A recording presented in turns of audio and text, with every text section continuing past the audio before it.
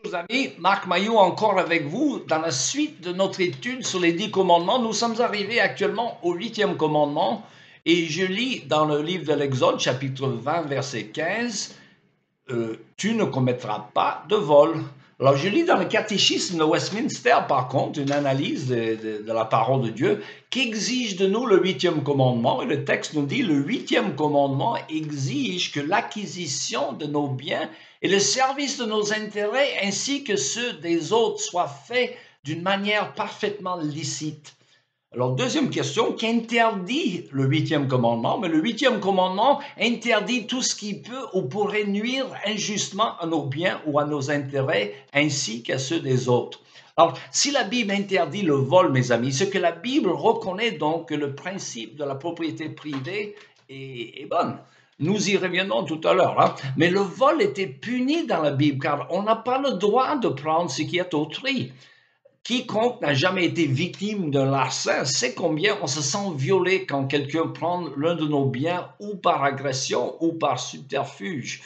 En plus, celui qui prenait le bien d'autrui devrait faire restitution de ce qu'il a pris et parfois en ajoutant des intérêts. Alors, selon les cas précis, le voleur devrait restituer 2 fois plus qu'il n'est volé. En Exode 22:2, nous lisons « Tout voleur devrait verser une indemnité. Et s'il ne possède rien, il sera lui-même vendu comme esclave pour compenser ce qu'il a volé. » Fin de citation. Alors, notez bien comment le catéchisme de Westminster est précis en disant que le vol inclut la nuisance injuste de non seulement les biens d'autrui, mais aussi de ses intérêts. Et cela est significatif car tous ne comprennent pas les diverses manières dont les hommes sont coupables quant à la violation de ce commandement, en volant parfois des éléments, je dirais, non tangibles des autres.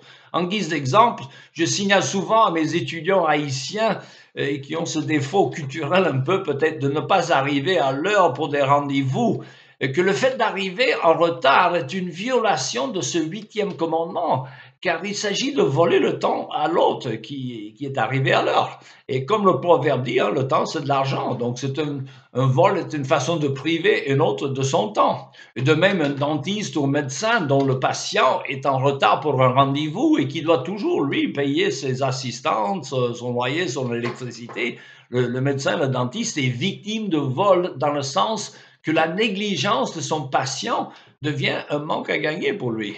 Alors, parfois, ces retards pour un rendez-vous quelconque ne peuvent être évités, hein, comme dans les circonstances qui arrivent, qui nous obligent à prendre une pause imprévue. Alors, pensez au cas du bon samaritain qui s'est arrêté pour porter secours à l'homme blessé sur le chemin de Jéricho dans la parabole du Seigneur, mais c'était à cause d'un cas de force majeure, comme on dit.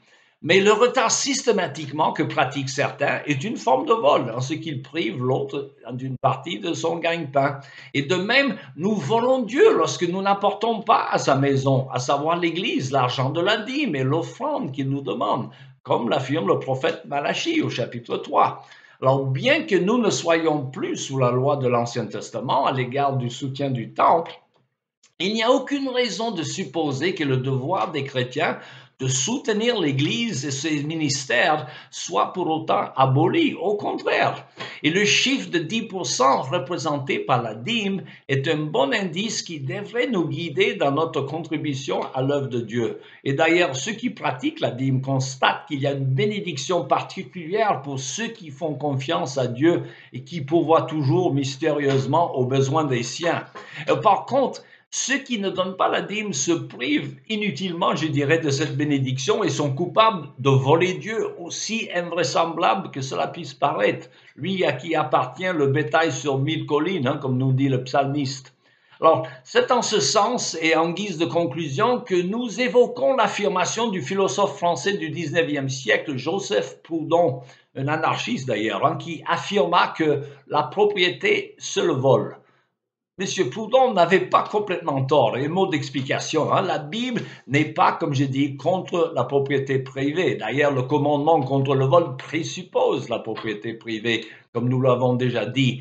Mais dans l'absolu, il n'y a pas vraiment de propriété privée, car tout appartient à Dieu, le temps, la matière et l'espace. Nous, les humains, nous n'en sommes que des gérants.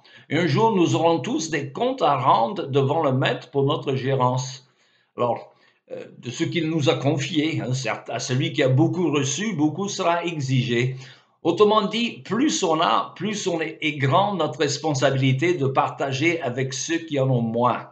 Et en conclusion, le système économique préconisé par la Bible est la libre entreprise, pour ne pas dire ce sale mot de capitalisme, mais libre entreprise ou capitalisme avec compassion.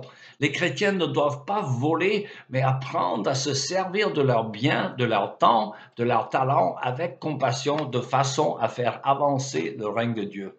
Voilà, c'est tout le temps qu'il me reste pour aujourd'hui. Il me reste qu'à vous souhaiter une bonne journée et à la prochaine.